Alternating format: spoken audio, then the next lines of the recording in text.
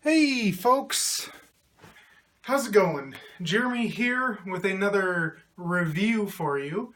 I decided that with Batman vs. Superman coming out this week, I want to talk a little bit about the whole Marvel versus DC thing that never seems to go away. And I also wanted to talk about season 2 of Daredevil that came out just last week. I figured that, sorry, I'm still a little under the weather, but I decided that with all these projects coming out and eventually Captain America and X-Men, all this stuff's coming out this year and Suicide Squad, it was time to revisit the whole Marvel versus DC thing. Now, here's where I stand on the whole thing. Because, you see the Marvel fanboys and like, oh my god, Marvel's so good at movies. They make the best movies ever. And then you see the DC fanboys and they're like, yeah, well, DC's coming back strong and they still have the best animation. They still have the best live TV shows with the Arrow and the Flash and even Supergirl and all that good stuff. And you know what? I see both sides of the story. For me, the real side, the side that everybody should be taking, is the side in the middle. And that is the side that says, you know what? I might like one more than the other, but ultimately, I want to see both succeed.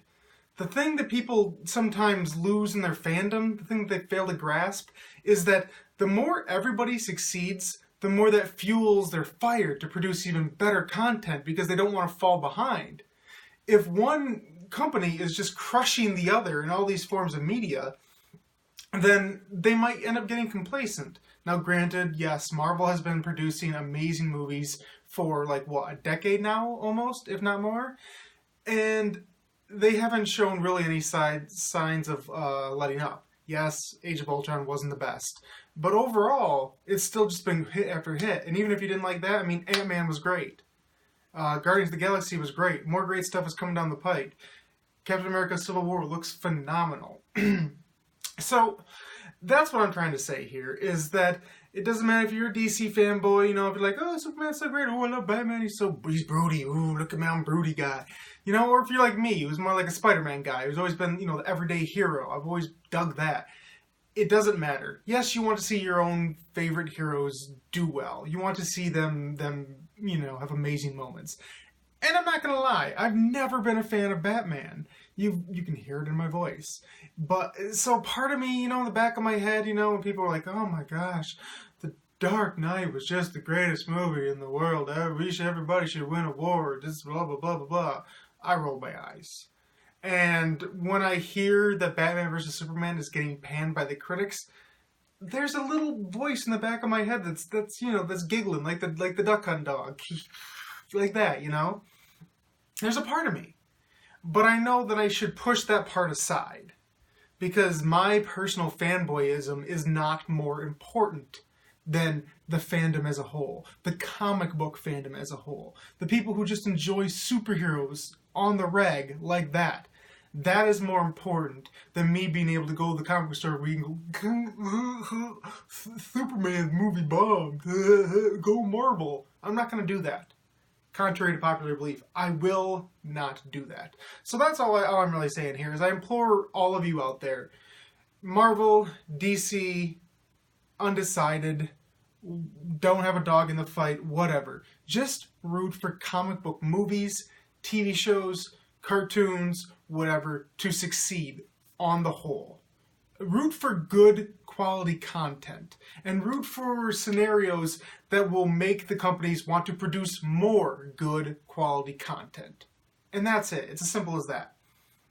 Now, speaking of good quality content, oh, look at that segue. He hit it out of the park.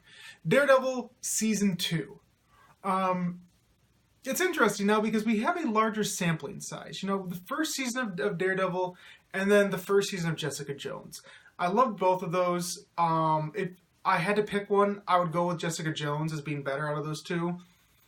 Though I think they make amazing companion pieces because they're both very, I don't want to use the word gritty. I hate the word gritty because the way fandom's misappropriated so much. But it is more street level. A little darker, a little more street level. Daredevil Season 1 was very much about the physical aspect. Because let's be real. Matt Murdock has a physical impairment, and Charlie Cox does an amazing job of demonstrating that. And sort of all the special features, the practical features, the way they really the way his fights are, like you can tell with his senses, like what can he not do, what can he do better than most. It really puts you right in the middle of that fight. It's such a very physical piece. And then you look at Jessica Jones, which, granted, it does have its share of physicality, of course. I mean, she's got superpowers, but it's a much more psychological piece. It's very much about her and David Tennant's character. Why did I lose it? Kilgrave. It's very much about them, and the way they interact with one another. Now, there's a lot of similarities. Both of those seasons delve a lot with the character's past. It gives you like little slices here and there. You don't know with each subsequent episode when it begins, like, oh, is this what's happening right now? Okay, now we're flashing back. We're seeing Foggy and Matt in college. We're seeing Matt when he's a kid and all this stuff with his dad. Or we're seeing Jessica Jones a few years ago when she was captured by Kilgrave and she was his slave for quite a while. So it's interesting on that part. There's a nice juxtaposition. You can say, oh, these are similar. This is where they are different. You can actually see where when the actual Defenders show comes along, you're going to be able to tell, oh, this is where Matt Murdock and Jessica Jones. Oh, look, everybody has a litter of names in the Marvel Universe, like Reed Richards and Peter Parker and Susan Storm, yada yada, Bruce Banner. Enough of that. Anyway, but you'll see Jessica Jones and Matt Murdock, and you'll be able to see, oh, they're diametrically opposed here. I can see what they have in common. I can see where they're going to find that common ground. I can also see where they're going to butt heads, and it's going to be a very interesting take on the whole universe. But then that all being said, we get into season 2. And you know what? You see the sweet Daredevil hat that I got from Blue Crate? If you watch the Blue Crate video? Oh, what's he doing? Oh, he's flipping it. Oh, he's the Punisher now. Oh, it's amazing. You want it. Get the Loot Crate. But yes, season 2 is different in the respect that they've established all these characters. So it's what's going to happen next. And season 2, I will say, is not as good as season 1. It's not as good as Jessica Jones. Out of the 3, it is ranked at the bottom. But it by no means does that mean it is bad. It is different. Excuse me. One of the big differences, one of the real big pluses of season 1 was Vincent D'Onofrio. Yes, Vincent D'Onofrio's Kingpin character. What was interesting with the Kingpin, and to a certain extent, Kilgrave and Jessica Jones, I don't think they did it quite as well. I mean, Vincent D'Onofrio just hit it out of the park. But what was different is that they really made you care about his character. There were entire episodes that were mostly focused on Wilson Fisk. He was the big thing, the big driving force of the episode. So that by the time you finally got to the Daredevil Kingpin confrontation, it was not as simple enough to just say, oh, Daredevil's the good guy. Daredevil should win. Yes, Kingpin has done awful, awful things. He is the de facto, by definition, villain. But he's a sympathetic villain. And it's not a cheesy type of sympathy. You can actually see the things in his childhood that drove him, similar to the way that things drove Matt Murdock. They just drove them down different paths. And honestly, Matt Murdock had Stick as his mentor, and we've seen Stick is not a good person. Like, again, traditionally not good. So it's not out of the realm of possibility to say that Matt could have gone down that same path that the Kingpin did. And it's not out of the realm of possibility to say that Kingpin could have rose above and become a better person. That's the most interesting thing, is they are not, it's a cliche, but they are not as different as they would have you to believe. The thing with season 2 is that Vincent D'Onofrio's Kingpin is replaced by John Barenthal's Punisher. Again, Punisher does have some sympathy for him, and don't get me wrong, he is the best new character of season 2 by far. Lots of this show is about him. However, I don't think he was quite on the level of Kingpin, in the sense that I don't think I could sympathize with him quite as much, because his problems were purely psychological. Again, he was a strong character, but I think they spent way too long belaboring the whole point of, okay, this is the Punisher. He has brain damage from having seen his kids destroyed, and they played a little bit too much on the PTSD. Which, granted, Punisher himself said PTSD is crap, but it was still there. And even if it's PTSD from seeing your family die as opposed to war, it's still kind of PTSD. It's post-traumatic stress disorder. It's not post-war disorder. It isn't just that. So Punisher's character was good, but I also felt like they were a bit handcuffed in the sense that they want to do something more with the Punisher. I feel like they want to do more with him as a solo character, and this was more of an introduction to him than a real character dissection, as opposed to the Kingpin. Also, then there's Deborah Ann Wool's Karen Page. Now, Karen Page has the same habit in this season that she did in season 1, and that's sticking her nose into trouble where it doesn't belong. So many things could be solved if Karen Page would just listen to the people around her, specifically Foggy. Just listen and not dive into things that aren't necessarily hers to dive into.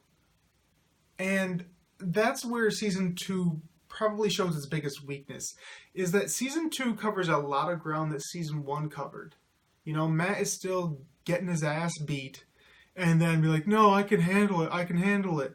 Foggy's still sitting there as the voice of reason telling everybody, Karen, you're getting in too deep, or Matt, you're more concerned with being Daredevil than you are with your day-to-day life, and you don't realize that being Daredevil, going up and beating up some thugs every night, is not going to fix the world's problems. They're not going to fix the problems in you. He doesn't seem to get that. And I don't know how much Foggy can just say the same thing over and over again. Like, season 3 is going to need to be dramatically different in that respect. Let's see, what else? Elodie, is that her name? Elodie Young shows up as Elektra about, I think I want to say episode 5 or 6. Elektra's not as deep of a character as she should be. She is a very flawed character, not personally as much as in the sense that we don't see a ton of her. Like, she does get some flashback stuff, but that isn't until late in the season. She's more there just to kind of be like the gateway, I would say, between Daredevil and the Punisher. Like, she's far more extreme like the Punisher, but she also has that real human side that he is lacking, that Matt has. So she's, in that sense, like, she's fine, but they really played her up as this romance in the same way. And, they also played Karen as a romance for Matt, and both of them didn't really ring true to me. Like, it didn't really feel like he should have been with either one of them. Which is interesting, because if you know the comic book very well, you know that he has been with both of them, and you know that neither one of those ended well. And they don't end well in this show either, so I don't know. I don't know what they're trying to say about Daredevil Matt Murdock in general there, but I just feel like we were left wanting a lot. The big thing with this show is that they introduce a lot of stuff. Like, again, you'll see that this is already in the title of the video, so you know these are spoilers, but yes, Kingpin does show up. He shows up later in the series. He's only there for a couple episodes. He's in prison, so it's natural for him to show up when the Punisher goes to prison. And it's good stuff. But you have that stuff with the Punisher. You have Karen trying to deal with the Punisher. You have Elektra showing up. You have Matt trying to deal with Elektra. You have Matt trying to deal with the Punisher. You have Matt trying to deal with even Kingpin again. That I feel like this season got a little too ambitious. Just a little. Not too bad. But I don't feel like it had the same laser focus that season 1 did. Also in the sense that season 1 very much knew where it was going the whole time. You as a viewer didn't necessarily know where they were going. I mean, all you knew for sure was it was going to Daredevil Kingpin at the end. But how you got there was very much a journey. Here, it's a lot more straightforward, even though a lot more ping pong balls bouncing around. But I feel like the final confrontation was a tad lacking. The good thing they did is they did bring back the ninja, which, Lord help me, I can't remember what his name was. Was it like Kozu, I don't know what it was, but the ninja that got burnt in season 1. I know a lot of people out there were disappointed that he left so quickly. They thought there was more potential there, and they really wanted to see another like Asian lead in these series. And so he came back, which is, you know, not too surprising based on if you've read the comics, you know the sort of directions they go. And he ended up being the main bad guy this season. The thing is I don't think they revealed that till a little too late, and his threat wasn't made incredibly apparent. Like, you saw little things about him trying to get the blood from people, and it was just kind of scattershot. So, I mean, there wasn't as much there as I would have liked. But he's a good character. I just wish they would have had a little more focus with him, you know? Like, it's cool not to really tell you where the whole series is going, but if you don't have a much stronger idea than they gave you, then it can be a bit iffy, you know, a bit iffy at times. I will say, the newspaper guy, Ellis, I don't know the actor's name, sorry, but oh, he is so good. Like, losing Ben Urich was tough last season, because I liked the Ben Urich character a lot, but the Ellis, he is such a strong character. He has so much fun, witty, fast dialogue that doesn't feel forced. Like, the banter between him and Karen is fantastic. Whenever we went to the news station, I knew we were going to get a good scene. Also, John Barenthal, as I touched on the Punisher, he's very, very good at his role. Like, I didn't like Shane on The Walking Dead because he was supposed to be a jackass, but I liked the actor and the way he portrayed the character, and when I heard he was going to be the Punisher, I knew it was fantastic. And it was. He's perfectly cast. When he finally puts the suit on at the end of the season, it doesn't feel forced. You really see an arc for him. Again, not quite as much the full character as I would have liked. Again, they might be saving that. But what he had to work with was fantastic. When his anger was there, it was genuine anger. When he was confused, when he was violent, like, it felt like real character turns. You could feel the neuroses that was just palpitating from him. Like, it was very obvious. And I mean, you could really ham up a character like that, and he did a fantastic job of it. Like, all the praise in the world goes to John. Again, Punisher wasn't quite Kingpin level, but it was very fantastic. And Foggy, again, like, I feel bad for the guy because he's always left kind of like the morose standby guy, but he does a great job with it. Like, Eldon Henson, he's fantastic. Like he really, you know, you feel for the guy. He feels like, you know, he's the analog for the viewer. He's the person sitting there going, like, you know, like, my best friend is doing this. I want to stop him, but I know I can't. And then I love Karen, but she just doesn't see me that way. And it isn't too much of a ham-fisted romance. Like, they don't really touch on it, but you can feel it there. He's such a go-between, but he really helps link things for the viewer. And again, Rosario Dawson shows up again as Claire. She was a decent part in season 1. Smaller role in Jessica Jones. She's what's really connecting all of these different shows. I assume she's going to be in Luke Cage and everything. Also, Carrie-Anne Moss does show up as Hogarth, again, you know, from Jessica Jones, to offer Foggy a job at the end. So there's a nice little connection, you know, like, they're weaving these different stories together without just jamming it in there. Like, it's very, very well done. And I can't say enough good things. Like, for those of you who like the Marvel movies, those are great, you know, but they're smaller chunks. They're little pieces, and they're flashy. And then you have stuff like Agents of S.H.I.E.L.D., which isn't as flashy, but it's also very much international kind of spy, go-getting thing. Like, it still involves the government. It's very high-level still. It's stealthy behind the scenes, but you can still feel where it is. As opposed to Daredevil and Jessica Jones, which, like I said before, super street level. These series are mainly about the main character and the villain for that season. Like, it is such a character study. And that's why I have to tell people coming away from Daredevil, either season or Jessica Jones, is, you know, just binge these episodes. They're made that way for a reason. And really just dive into these characters. You'll come away from these with Jessica Ritter and Charlie Cox in the main roles. You'll come away from them and you'll feel like you know these characters very, very well. You will be pining for the next season. because they just get into it so well. Like it is, there are just so many characters in the Marvel Universe that I'm like, boy, they're already out there, but I'd love to see a season for them. You know, like I'd love to see a Black Widow series. I'd love to see even Hawkeye. I don't like Hawkeye, but he could have something. I think they can make something out of him if they tried. Some of these more street characters, you know, not the guy with the giant hammer, not the guy with the super serum or the big green dude. We don't need that.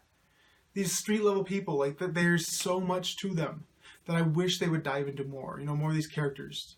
But again, it's introducing so many great characters to the Marvel Universe. Can't recommend it highly enough. If I'd give it a score, first season Daredevil is 5. First season Jessica Jones, 5. Second season of Daredevil, 4. Still great, but you know, they could have smoothed it out a little bit more, and they could have broken a little more new ground with some of the characters. But what we got was great. So that's it, folks. Hope you enjoyed that video. Hope you enjoyed my review. Please leave a comment down below. Tell me I'm wrong. Tell me I'm right. Tell me I'm an idiot. Whatever you want to do. Just give me a thumbs up if you could. Subscribe to the channel if you haven't. Link this video to any of your friends who you think might enjoy listening to some random guy in a beanie in his bedroom in front of a bunch of toys talking about comic books. That could be fun. That is it, and I will see you again very soon with another toy review. Out.